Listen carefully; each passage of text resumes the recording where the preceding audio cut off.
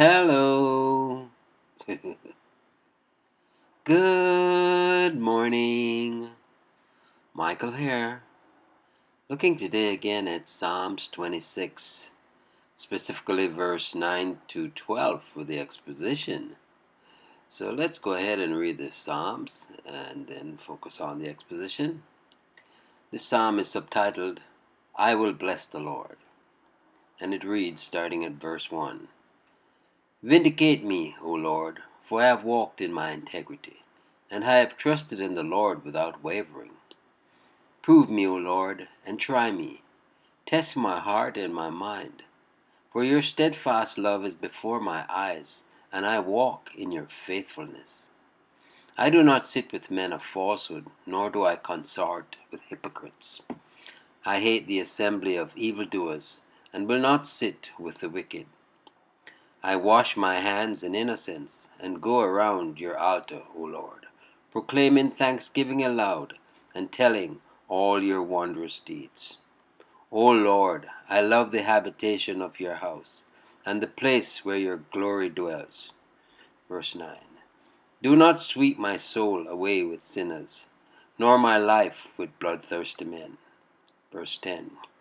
In whose hands are evil devices, and whose right hands are full of bribes. Verse 11. But as for me, I shall walk in my integrity. Redeem me, and be gracious to me. Verse 12. My foot stands on level ground. In the great assembly, I will bless the Lord.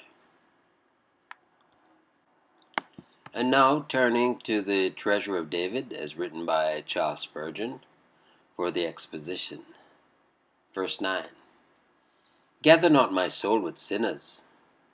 Lord, when like fruit I must be gathered, put me not in the same basket with the best of sinners, much less with the worst of them.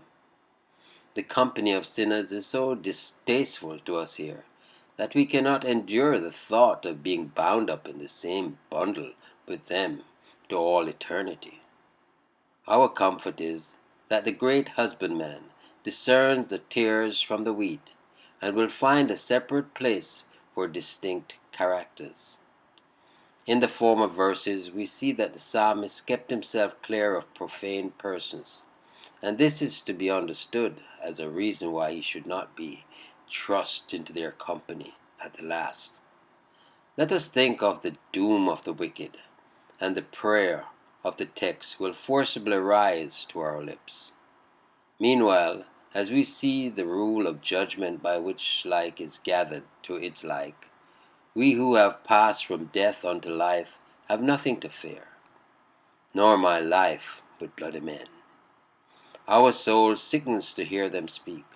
Their cruel dispatches, in which they treat the shooting of their fellow men as rare sport, are horrifying to us. Lord, let us not be shut up in the same prisons with them. Nay, the same paradise with such men would be a hell if they remained as they are now. Verse 10. In whose hands is mischief? They have both hands full of it, plotting it and carrying it out. And their right hand, with which they are most dexterous, is full of bribes. Like thieves who would steal with impunity, they carry a sop for the dogs of justice. He who gives bribes is every way as guilty as the man who takes them. And in the matter of our parliamentary elections, the rich villain who gives the bribe is by far the worst. Bribery, in any form or shape, should be as detestable to a Christian as carrion to a dove, or garbage to a lamb. Let those whose dirty hands are fond of bribes remember that neither death nor the devil can be bribed to let them escape their well-earned doom. Verse 11. Here is the lover of godliness, entering his personal protest against unrighteous gain. He is a nonconformist and is ready to stand alone in his nonconformity. Like a live fish, he swims against the stream. Trusting in God, the psalmist resolves that the plain way of righteousness shall be his choice, and those who will may prefer the tortuous paths of violence and deceit. Yet he is by no means a boaster or a self-righteous vaunter of his own strength, for he cries for redemption and pleads for mercy. Our integrity is not absolute nor inherent. It is a work of grace in us, and is marred by human infirmity. We must therefore resort to the redeeming blood and to the throne of mercy, confessing that though we are saints among men, we must still bow as sinners before God. Verse 12. The song began in the minor, but it has now reached a major key. Saints often sing themselves into happiness. The even place upon which our foot stands is the sure covenant faithfulness, eternal promise, and immutable oath of the Lord of hosts. There is no fear of falling from this solid basis, or of it being removed from under us. Established in Christ Jesus, by being vitally united in Him, we have nothing left to occupy our thoughts but the praises of our God. Let us not forsake the assembling of ourselves together, and when assembled, let us not be slow to contribute our portion of thanksgiving. Each saint is a witness to the divine faithfulness, and should be ready with his testimony. As for the slanderers, let them howl outside the door, while the children sing within.